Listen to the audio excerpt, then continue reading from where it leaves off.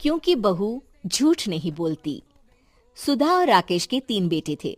शादी के बाद तीनों माँ बाप से दूर रहते और सिर्फ त्योहारों में आते। माँ जी, पिताजी, अगली बार आप लोग हमारे घर आइएगा।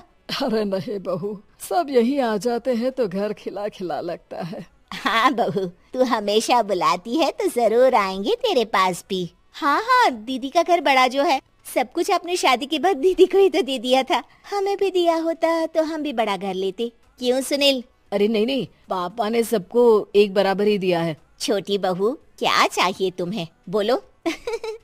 वो आपके सोने की चेन वाली घड़ी है ना, वो अगर आप मुझे, तभी वहाँ मजली बहू भी आ जाती है। और मुझे ना आपका मंगलसूत्र कितना लंबा, सुंदर और भारी भी है।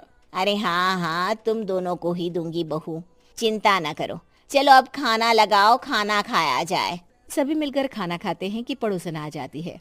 अरे सुधा बहन, थोड़ी चीनी तो देना, घर में शक्कर नहीं है और मेहमान सर पर बैठे हैं। अरे छोटी बहू, चाची को शक्कर तो दे दो।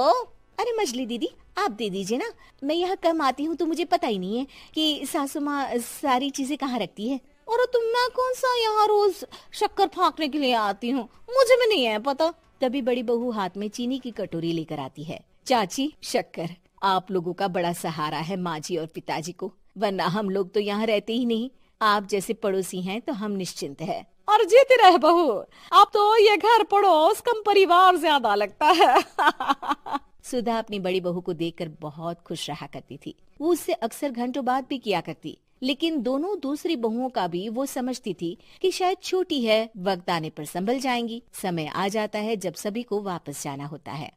माँ जी, हम लोगों की फ्लाइट पहले है, हमें इजाजत दे। वो सास के गले लगकर चली जाती है। थोड़ी देर बाद छोटी बहू कहती है, माँ जी, मैं ना ये सोफे के कवर और चादरें ले जा रही हूँ, यहाँ तो ऐसी ही पड़ी रहेंगी। हाँ हाँ बहू, ले जा।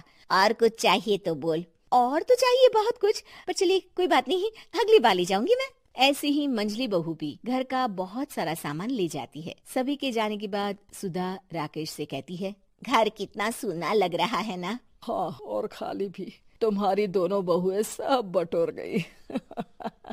अरे ठीक है ना, हम दोनों ही तो हैं, कितना सामान लगेगा। फिर उन लोगों की नई गृहस्थी, इतना मत सोचा करे। समय बीतता है। ऐसे ही हर साल त्योहारों में सुधा और राकेश के बच्चों की बहू आते और जाते वक्त ढेर सारा सामान पैक कर कर ले जाती। लेकिन कुछ ही सालों में सुधा का देहांत हो जाता है।